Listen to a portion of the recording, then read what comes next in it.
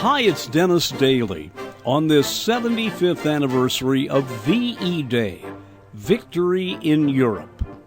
As you know, I spent my career in broadcasting, and VE Day has a very special tie to the history of radio. The most listened to program in the history of broadcast radio was aired to honor VE Day. It was written by the great poet of radio, Norman Corwin, and narrated by Martin Gable, with original music by Bernard Herrmann.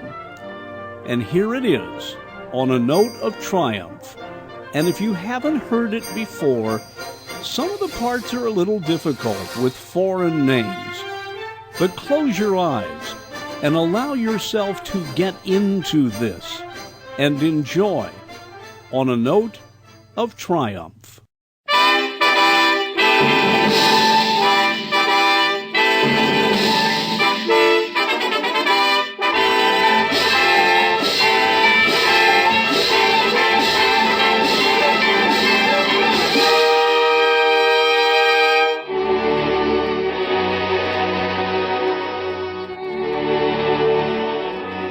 So they've given up. They're finally done in, and the rat is dead in an alley back of the Wilhelmstrasse. Take a bow, G.I. Take a bow, little guy. The Superman of tomorrow lies dead at the feet of you common men of this afternoon. This is it, kid. This is the day, all the way from Newburyport to Vladivostok. You had what it took, and you gave it, and each of you has a hunk of rainbow round your helmet. Seems like free men have done it again.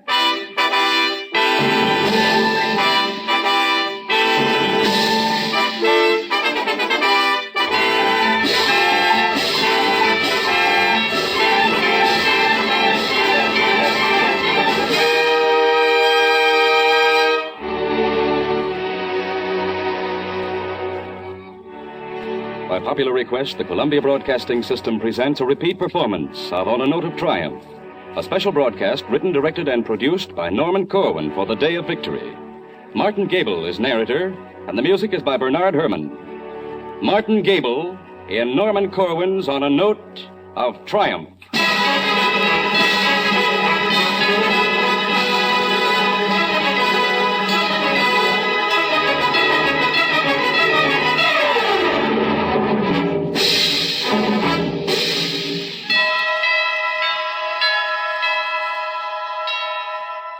Is victory a sweet dish, or isn't it?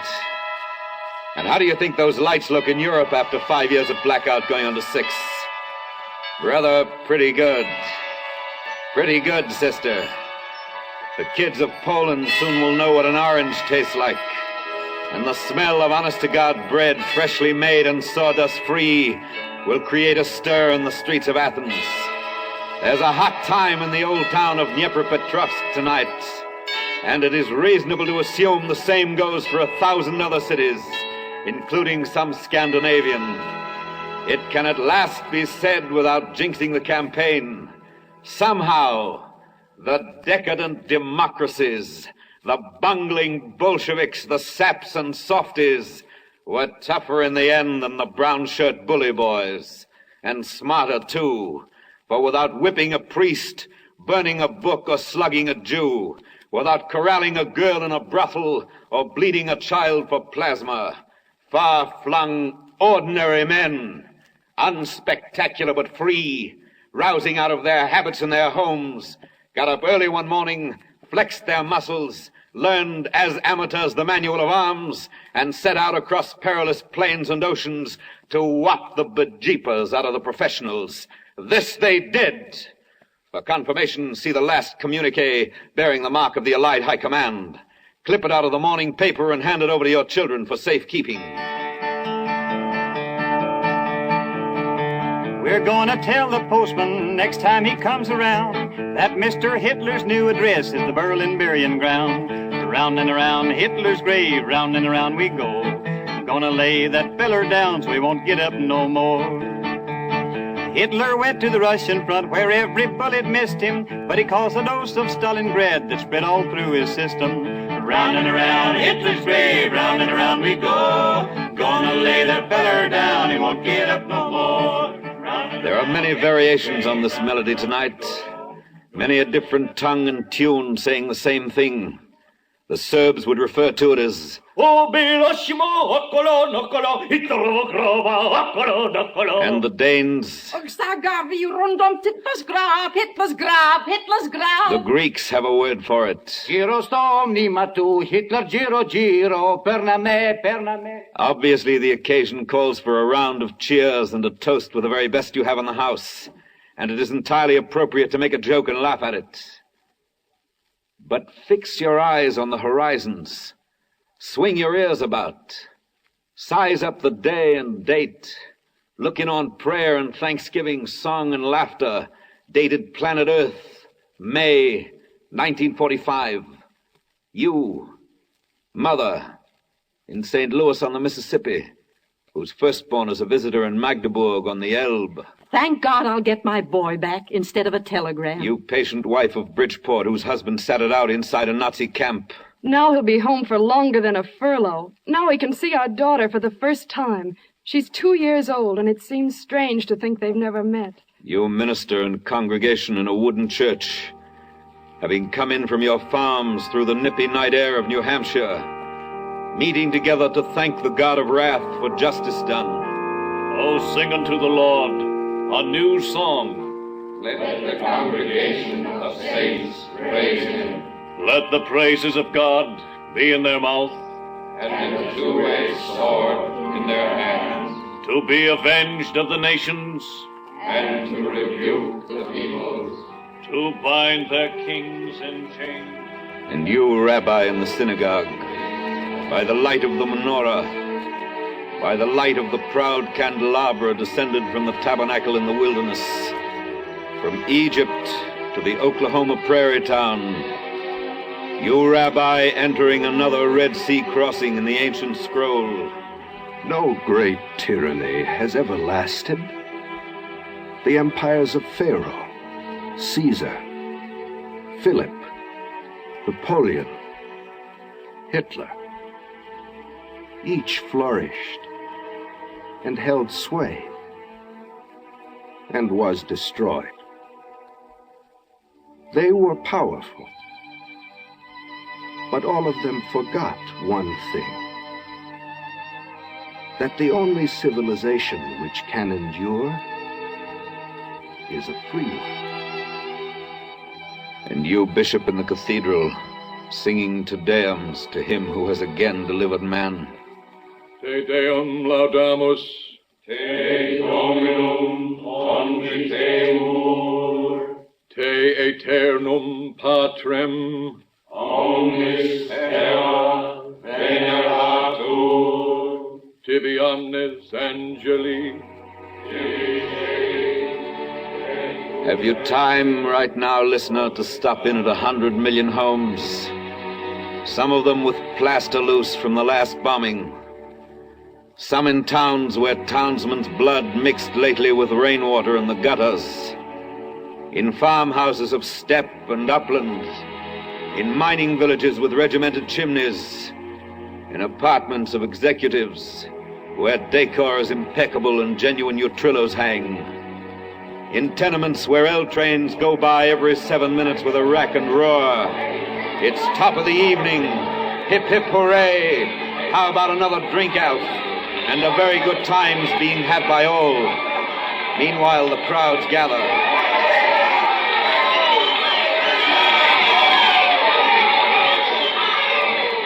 Crowds in Times Square, Piccadilly, Nevsky Prospect. Crowds on the Loop, crowds on the Boulevard. Gaiety and neon, laughter and the blare of horns. Headlines cheerful as a Christmas poster. Noise and glitter. This is it, kid. This is the day. This is what we've been waiting for.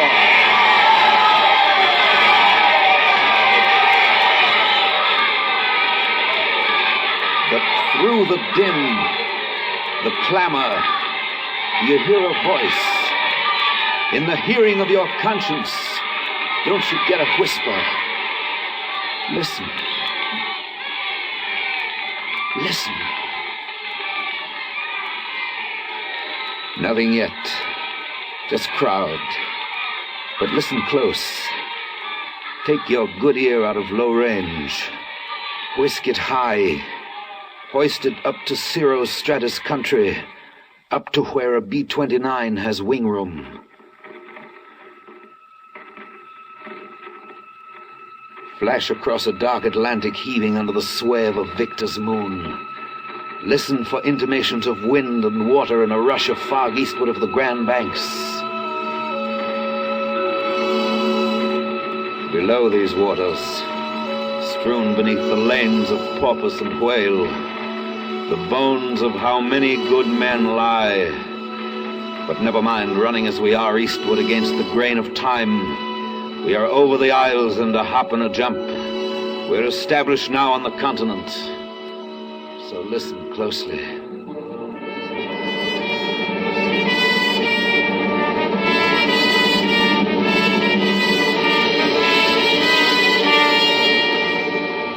In just a moment now. Don't expect to hear metallic speech from a rosette of amplifying horns on the high poles of the public address system. But listen for a modest voice, as sensible and intimate to you as the quiet turning of your own considered judgment. Now we're ready.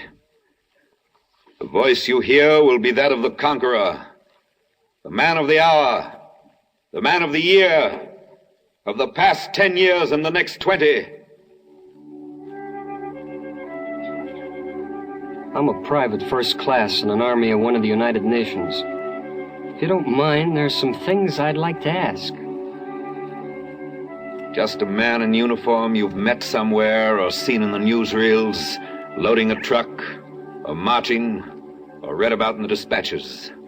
A fighting man. Glad to be alive, a little tired but in good shape, a dozen battles notched in his gun stock and dug in his memory. Who is he?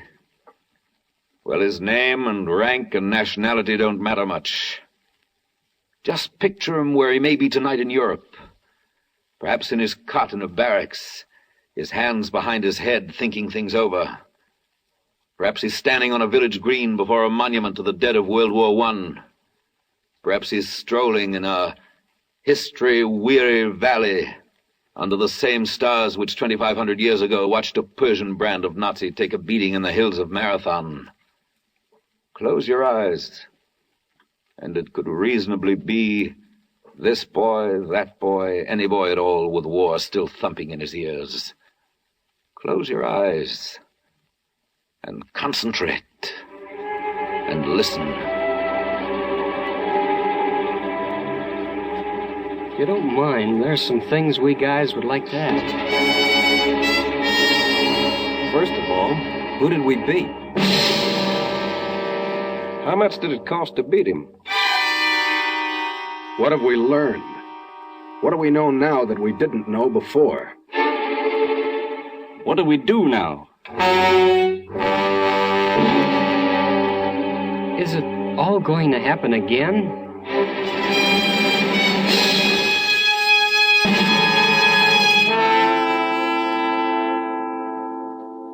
Can it be? In the interim between the making of a toast and the drinking of it, such questions on the lips of fighting men tonight? Questions from areas of truce, insistent, footnoting the surrender? Who have we beaten?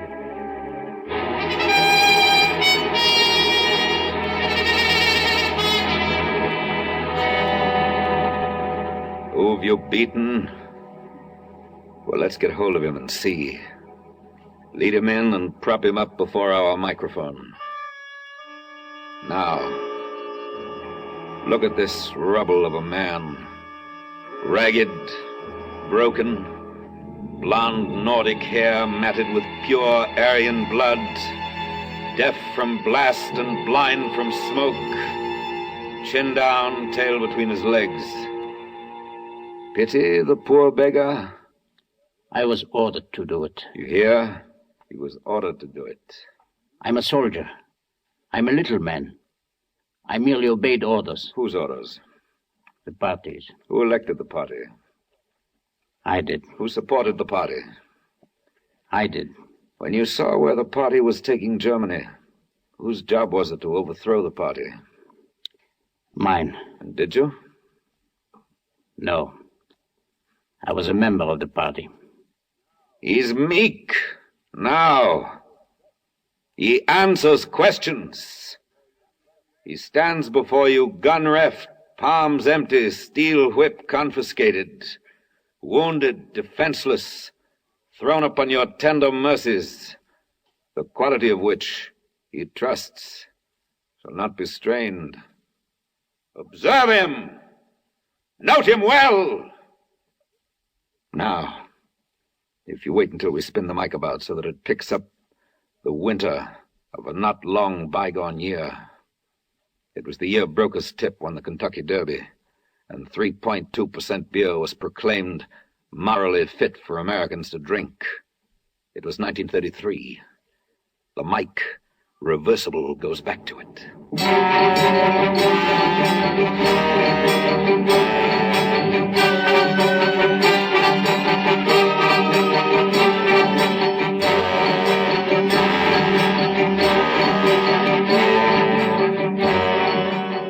Look at our German now. Fat and sassy, swastika on his armband, cobblestone in hand, ready to advance the cause. Another Jewish store window is broken, the stock will presently be looted, and the state is happy. Hey, nani, nani, Achtung, and well-a-day. This has been a good week for the little man who obeys orders, and prosperity fills his jowls and biceps. For his Fuhrer was appointed Chancellor last Monday, and on Wednesday... Open the door! Open! Raids on the homes of leaders of the opposition parties, and on Thursday... This is what we think of your newspaper. You are forbidden by decree to publish any further editions as of today. Suppression of the opposition newspapers, and on Sunday... Attention! An official government decree. Henceforth it shall be deemed a crime against the state, punishable by law, to make any criticisms whatever of Reichschancellor Hitler. Heil Hitler!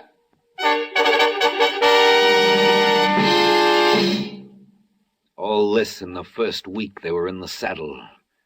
Every week then after for 12 inbreeding years of 52 weeks each year, week in, week out.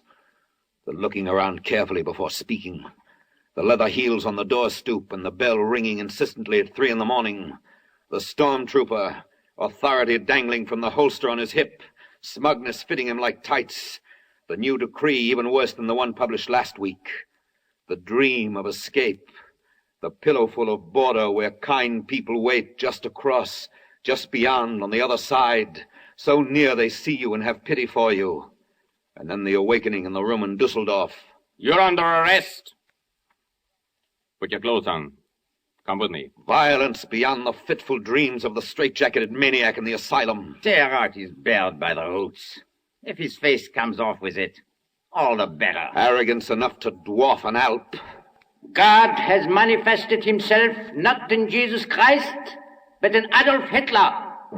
Last week pillage, this week murder, next week burn the books and don't forget the Bible. 4th week in April, trial of 1,000 priests and nuns. The men who were masterless but free now have a master but no freedom. However, they have discipline and a scapegoat, and one can go far on that. Hunger and poverty and a couple of big contributions from a couple of big industrialists were enough to get them started. And fancy treasons, foreign and domestic, kept them going. Also cruelties to make skin creep on the sweating scalp. The fat and hairy fist against the fragile mouth. Now spit out your teeth, pretty one, and tell us, who else was in your trade union? The conscript children. Putrescence in the classroom. Scum injected into the growing arm. My father last night said to my mother that he hates der Führer. Good boy. Where do you live, hon? Last week purge, this week putsch, next week break a treaty, form an axis, give a hitch to Franco. Meanwhile, the small businessman who didn't kick into the party is framed on a trumped-up charge of listening to the British radio and is thrust protesting on a table for the guillotine. No, I'm innocent. I have no radio. I'm innocent, I tell you. This week and every week, the staggering lie. Nations stripped and tortured like a captive girl, while sidewalk superintendents stand by around the world and look on, fascinated. Even as they watch, of course, death warrants issued to themselves and to their sons. Extra, double feature, Austria and Anschluss, and the corpses of the suicides of gay Vienna are sanitarily disposed of. Darkness rising, pageants and parades, drapes and flags and searchlights in the goose step. Next week, umbrella dance at Munich, Salome bearing the head of John the Czech. And coming soon, too soon, lavish spectacle, millions in the cast, curtain going up, Poland devoured by lightning and locusts in 18 days.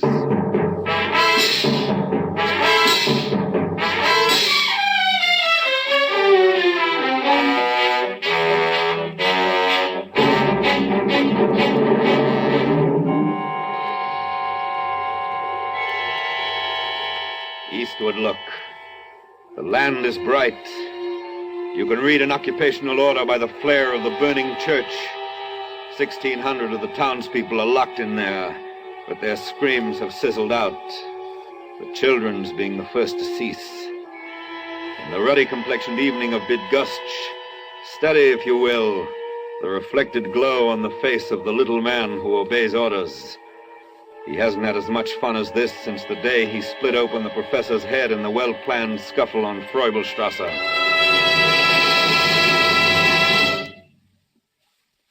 Now, if you will permit us to move the mic along, being careful not to trip either over the rubble of treaties or the ruins of Rotterdam, we'll have a word with the same little man who last month pasted Denmark and Norway in his scrapbook. Heil! Will you explain why Rotterdam was bombed and thousands of its people killed after the city had surrendered? Yeah, sure. Schrecklichkeit. What's that? Frightfulness, it means. Frightfulness? Yeah. That was our plan. You mean Schrecklichkeit is an official policy of the German High Command? Yeah. You seem to be feeling pretty chipper. Holland fell to us in 4 days. Denmark in 1. And France? We will be in Paris before the end of June.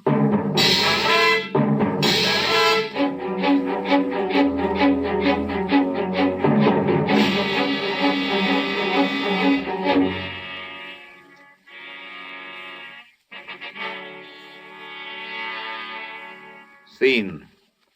A clearing in the forest of Compiègne before the end of June. Occasion, unconditional surrender of liberté, égalité, fraternité. Cast, in order of appearance, Hitler, the sunshine boy, Goering, of the splendid Nordic belly, von Brauchitsch, the man who looks like a rat, Ribbentrop, the rat who looks like a man, assorted admirals, generals, flunkies, plenipotentiary. Shirer, the reporter, stands at the edge of the clearing, watching the party advance to the armistice car.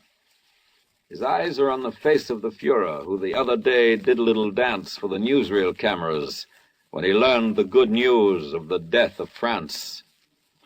He glances slowly around the clearing, and now, as his eyes meet ours, you grasp the depth of his hatred, revengeful, triumphant hate. Suddenly, as though his face were not giving quite complete expression to his feelings, he throws his whole body into harmony with his mood. He swiftly snaps his hands on his hips, arches his shoulders, plants his feet wide apart. It is a magnificent gesture of burning contempt of this place. The gloating hour is to be remembered.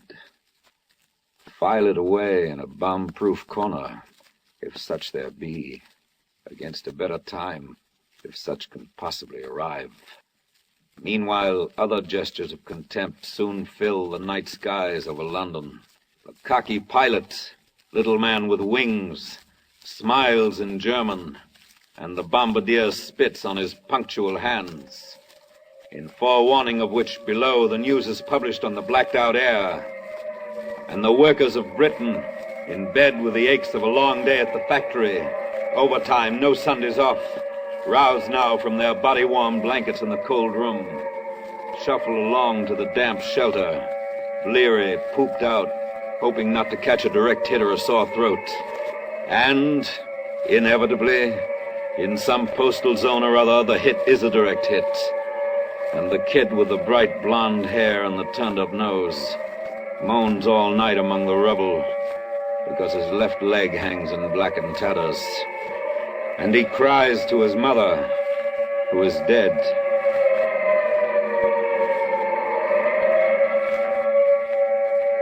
The siren is a musician of no value, knowing only one tune, which each time played is a disturbance of the peace. Oh, in the prime of the Luftwaffe, when there was nothing west of Dunkirk save prospects of invasion, the tenor of life in London was considerably beneath that of Berlin. For whereas the pubs of Westminster burned like books in synagogues, and the waters of the estuary blazed with oil, the warm cafes of Kurfürstendamm were busy and gay, and there was boating in the Tiergarten. The waltzes of J. Strauss of Austria, now part of the Reich, were especially lilting in the ballroom of the Adlon. The dances of A. Dvorak of Bohemia, lately absorbed by the Greater Germany, were gay as could be, and the contralto in the Rathskeller, abrim with charm, sang feelingly the leader of E. Grieg of Norway, Reich Protectorate.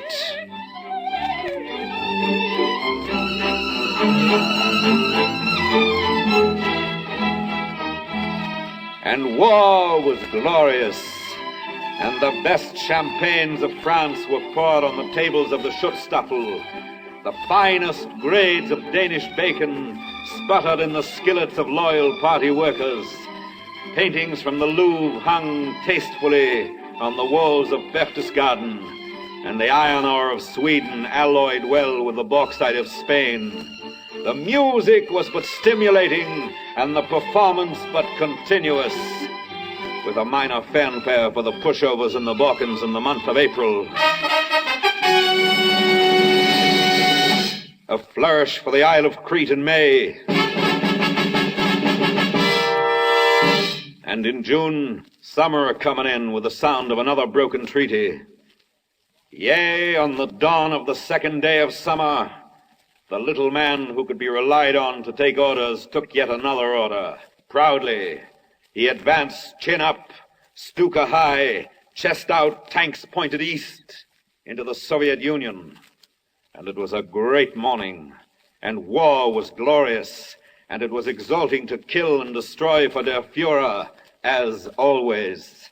And the fanfares soon came every hour on the Reichssender radio. Smolensk, Kiev, and Orel falling to the accompaniment of pronouncements from Lord Haw-Haw. It will be futile to hope that one day the Soviets may rise again. They will never rise again. They are being smashed once and for all.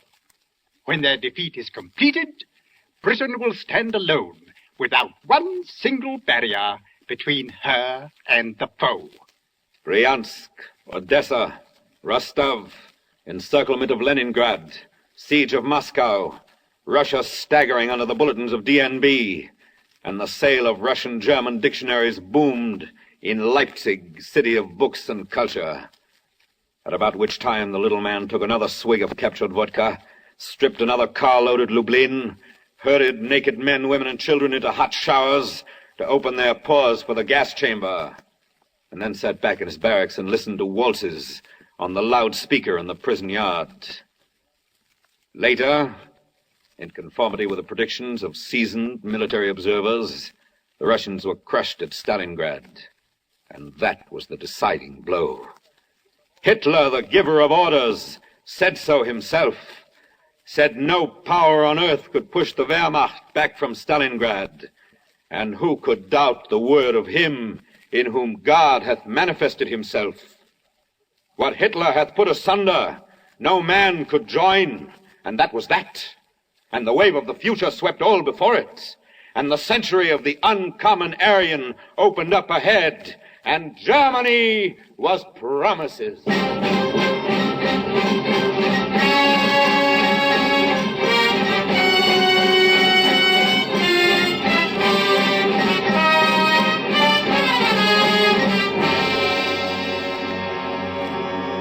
The little man no longer was a little man. He was a colossus who stood with one foot in Rhodes and the other in Finland. He clapped his hands and a tanker went down off Atlantic City aflame. He blinked his eyes and there ensued mighty thunder, and Tobruk was his in a day. He inhaled and 1,000,000 slaves trembled in his galleys. Nothing like him ever was.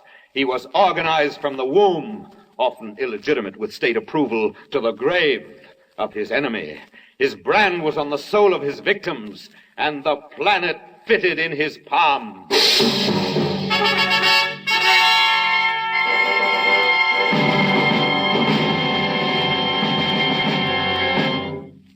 This is the man you have beaten.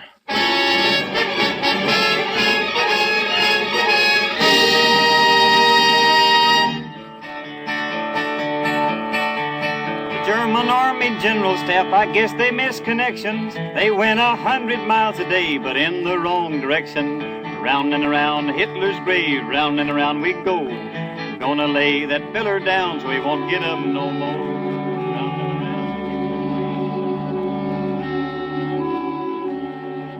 We return you to the conqueror, to the boy with the questions on his mind, to the man of the hour, the man of the year, the man of the next 20 years. So that is the man we've beaten. How much did it cost to beat him?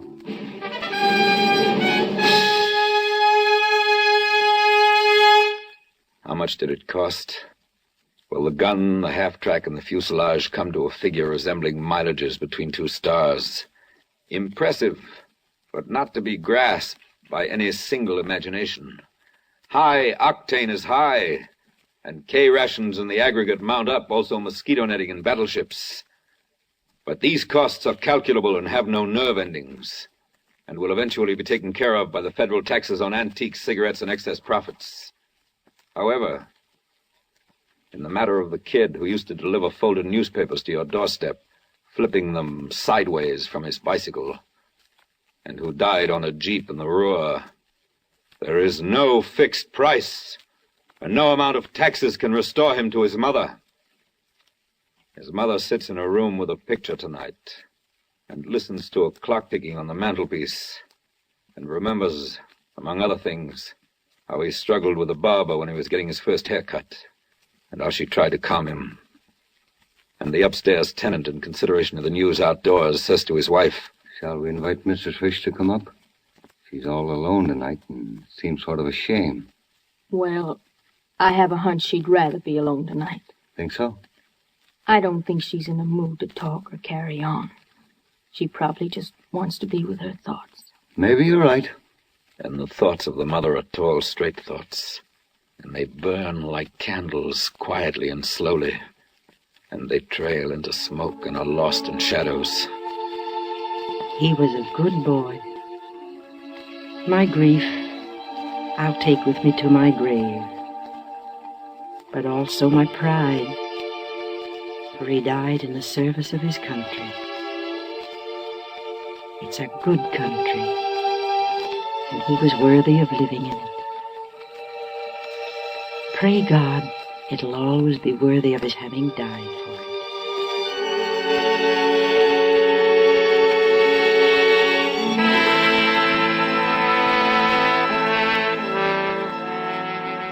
And most of the fallen young leave mothers and fathers alive and awake tonight.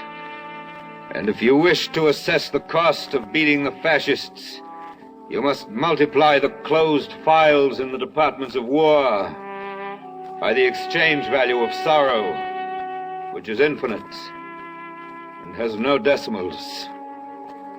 Not to be overlooked either in such reckonings tonight is the international character of the love of human beings, since this phenomenon never has been bounded on the East by Eastport. Elsewise, what is a notice like this doing in the busy pages of the London Times? To my dearly beloved boy, Donald H. Collins, fighter pilot RAF, on this your 21st birthday, reported killed in action, September 6, 1941. Sadly missed, Mother. Elsewise, why the young mother in Baranovici, Poland, writing to relatives in Orange, New Jersey? My dear Moishkele, and all my dear ones. On the 25th, there was a massacre here. People were thrown like dogs into privies. Children were thrown alive down wells. We are still among those who have been able to survive. But for how long? We expect death every day. Moishkele, your family is no more. Not one of them was left alive. But I envy them. Must close this letter now. It is impossible to describe our torments. The one thing that you can do for us is to revenge yourselves on our murderers someday. Alas, even a little revenge. Shall the balance sheet be balanced? By whom? How? No combination of savants and learned cogs, holes punched in cards and electric motors. No brow containing Euclid could be else than baffled by the simplest problem of the cost of hunger in a baby's bones. Have you paid something of the cost? Well, you're not through paying, and the bill's not settled. For in this way and that for the rest of your days the cost will appear. It will present itself in the form of deductions from the paycheck, in a surplus of widows and fatherless children, in the remembering eyes of the sweetheart, in the tubercular lung of the stunted girl, in the stammering speech of the shell-shocked boy, in babies never to be conceived on love beds never lain in. Shall the balance sheet be balanced? By whom? How?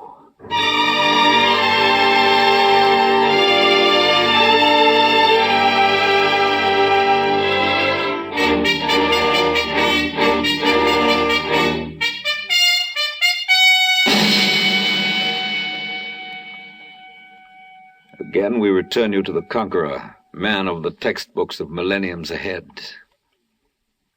But what do we know now that we didn't know before? What have we learned out of this war?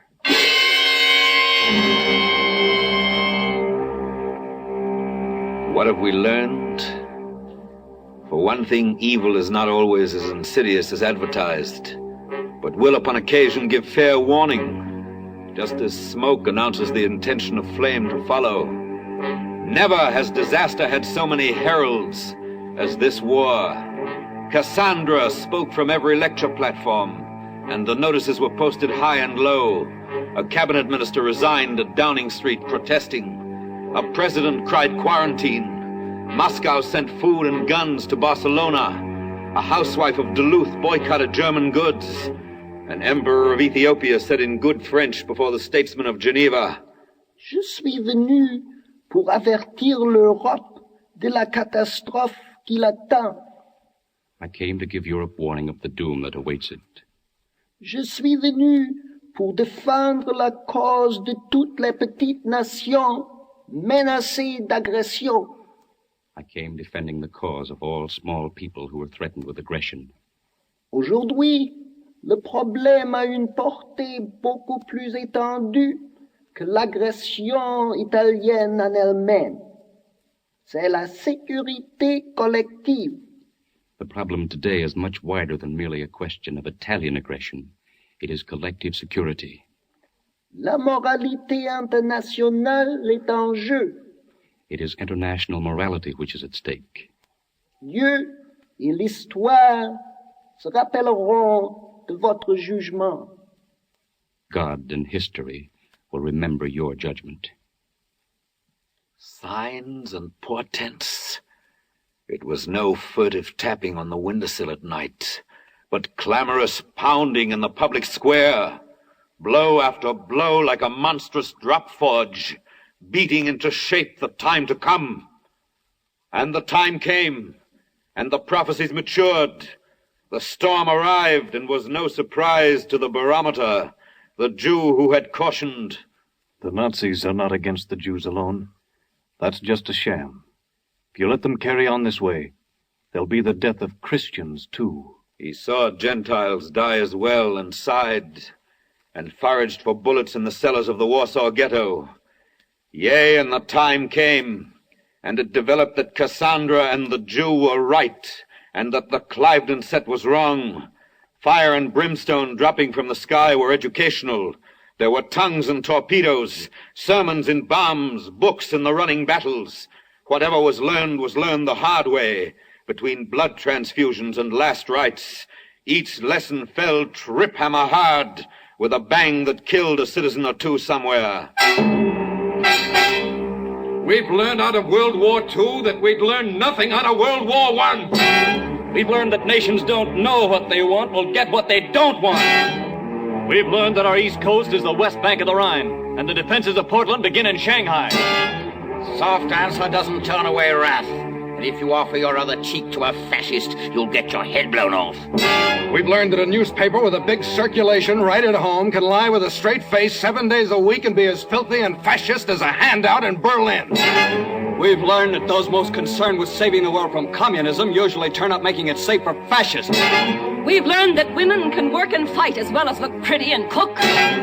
We've learned the Germans came close to winning the first time, even closer the second time, and might damn well win if we give them a third time. We've learned the value of allies in a world where any war is sooner or later a world war. We've learned that some men will fight for power, but that most men will fight to be free. We've learned that freedom isn't something to be won and then forgotten. It must be renewed like soil after yielding good crops. Must be rewound like a faithful clock. Exercised like a healthy muscle. Free men who forget that lose their freedom.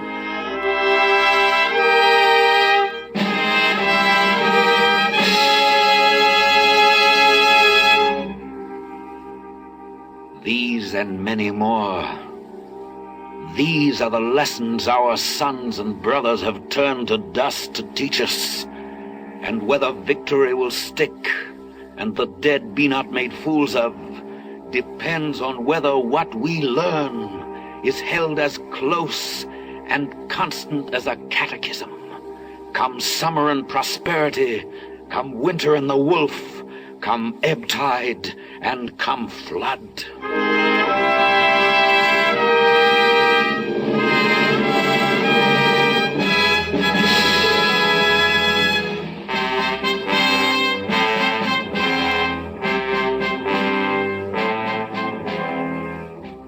Again the Conqueror, where he patrols in Germany tonight under a streetlight. Again G.I. triumphant, by whose dint the lamps are going on all over Europe.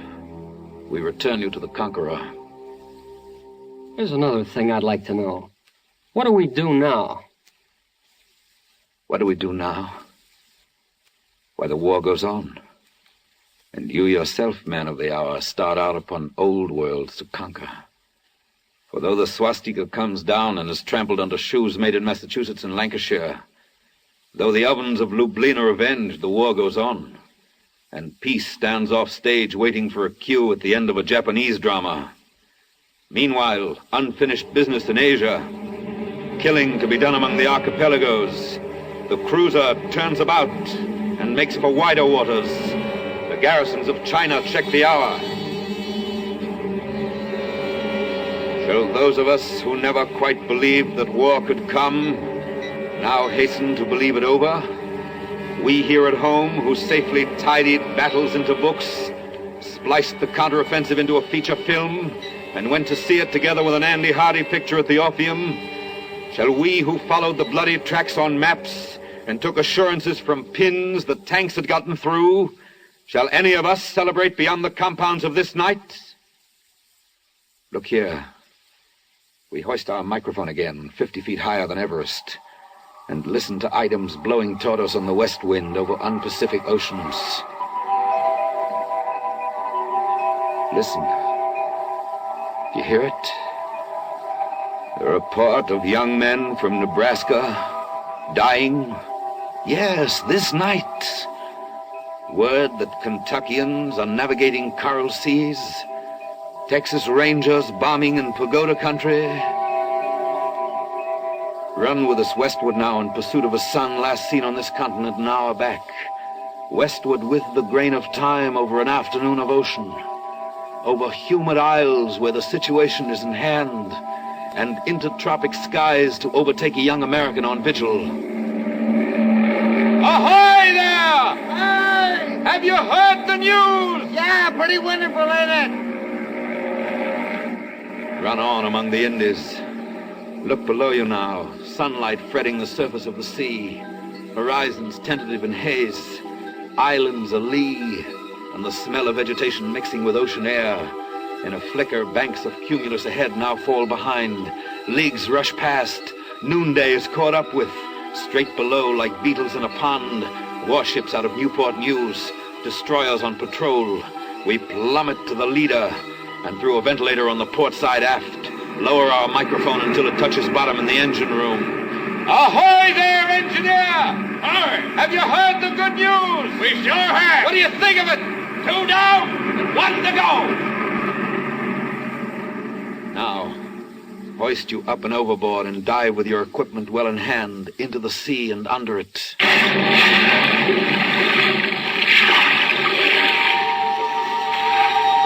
fathoms down we go. Steady now.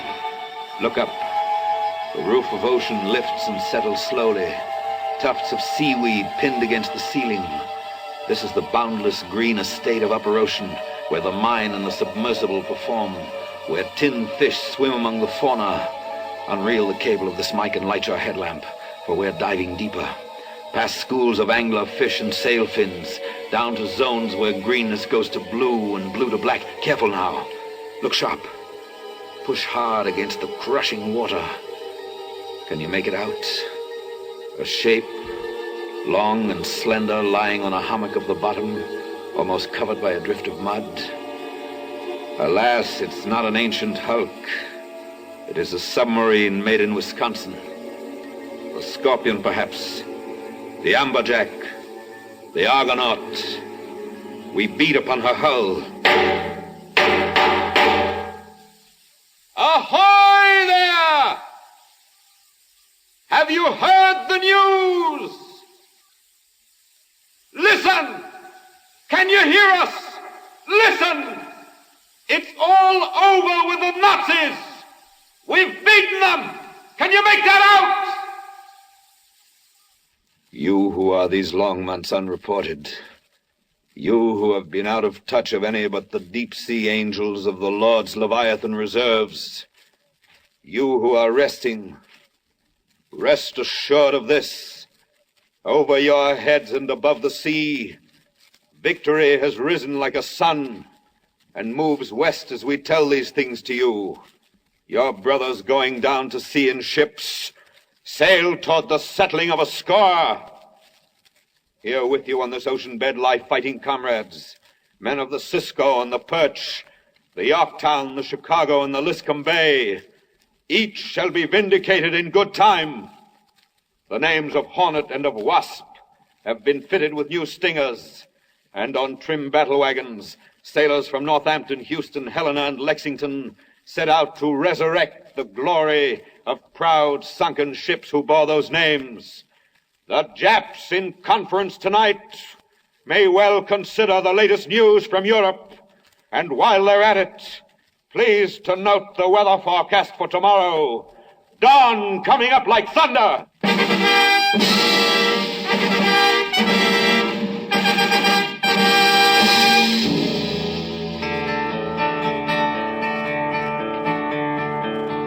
Let me tell you, Hirohito, now that Hitler's down, better buy a black kimono, 'cause you're on your last go-round. Round and around Hitler's grave, round and around we go. Gonna lay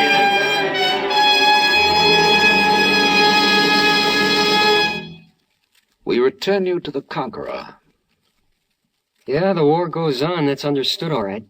But when we've finished with the Japs and the whole thing's over, well, what then? Is it going to happen again?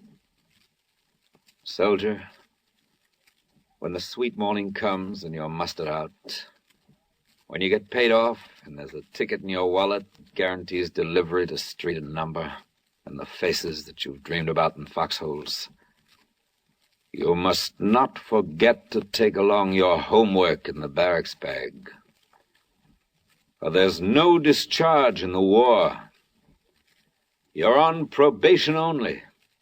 You and the faces you've dreamed about and all the rest of us. Henceforward, we must do a little civil thinking every day and not pass up the front page for the sports page as we did before.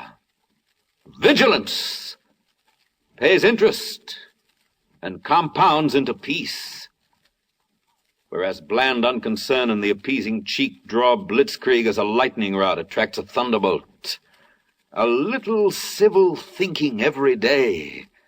That is the homework. Yes, shooting your mouth off against the bad appointment and the shoddy referendum, storming the redoubts of the local schickelgruber, voting in season, and demanding of your representative that he be representative.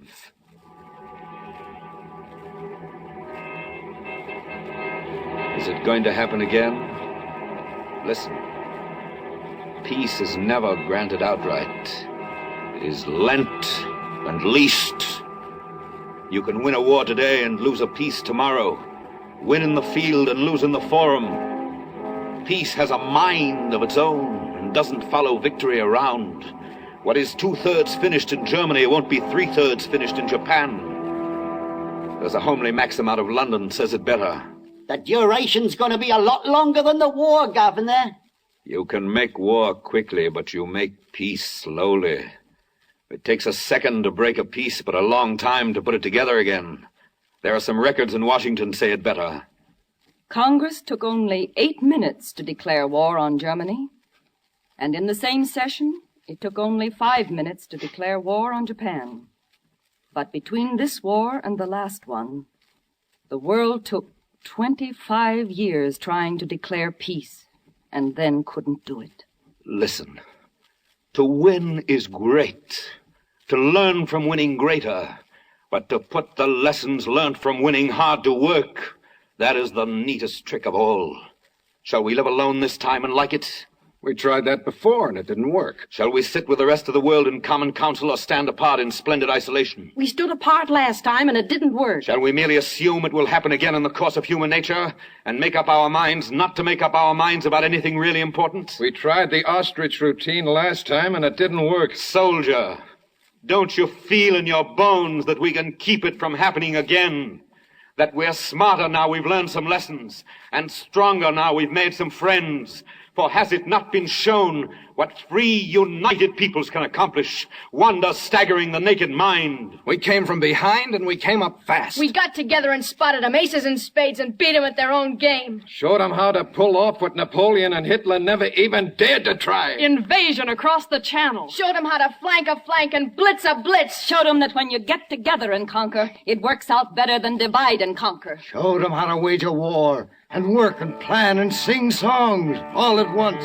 We're going to tell the postman next time he comes around that Mr. Hitler's new address is the Berlin burying ground. Round and around Hitler's grave, round and around we go. Gonna lay that feller down, he won't get up no more. Adolf Hitler started hot, he was mighty big and bold, but the Allies slapped him down so hard he caught his death of cold. Round and around Hitler's grave, round and around we go. Gonna lay that feller down, he won't get up no more. Round and around Hitler's grave, round and around we go. Gonna lay that feller down, he won't get up no more. The singing fades. The celebrants go home. The bowl is drained and emptied, and the toasts are drunk. The guns are still, the tanks garaged. The plane rests in the hangar. Only the night remains, and the armed camps. The boy with questions on his mind turns on his cot in the barracks, stares at the ceiling, says to himself, I hope to God it's not going to happen again. I hope they planned better this time. Outside, the dew of morning glistens like a hope, and light of day is just beyond the local curve of earth. The plan gets ready for tomorrow. Tomorrow is ready for the plan.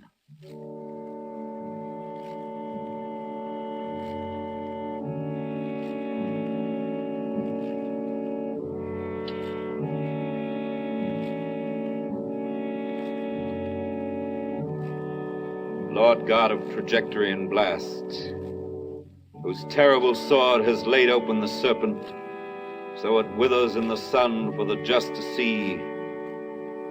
Sheathe now the swift avenging blade with the names of nations writ on it, and assist in the preparation of the plowshare.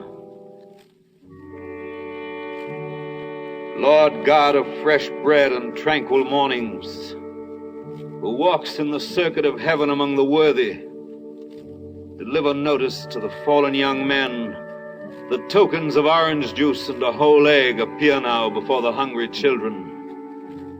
That night again falls cooling on the earth, as quietly as when it leaves your hand.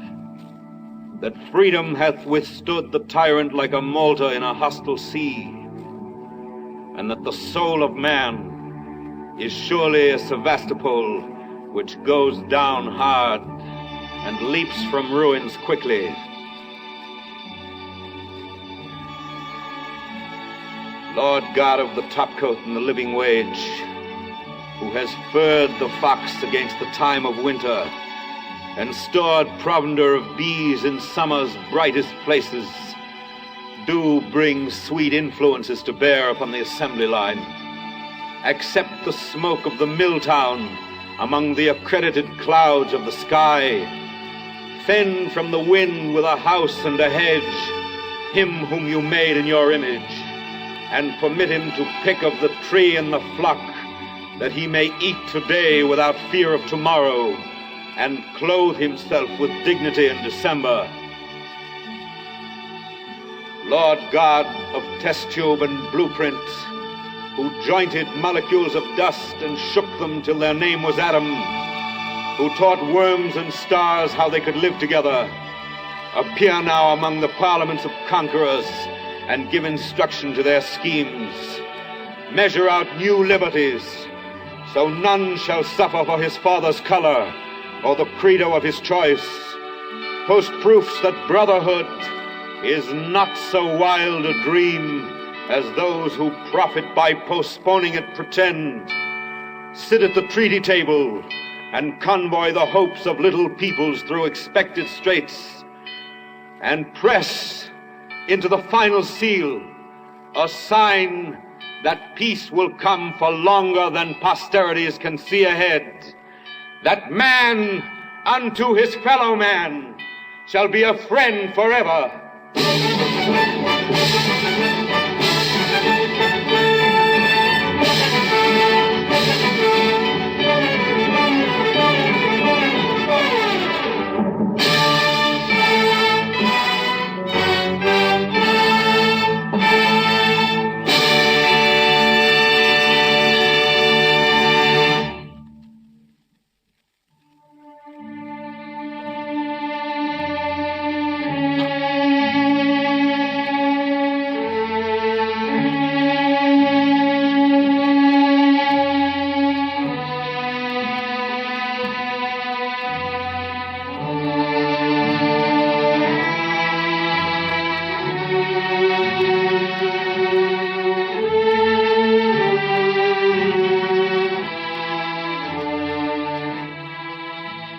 This is CBS, the Columbia Broadcasting System.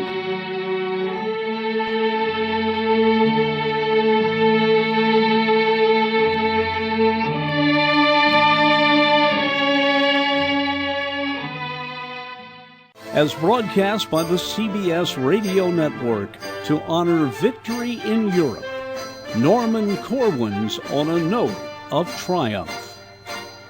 I'm Dennis Daly.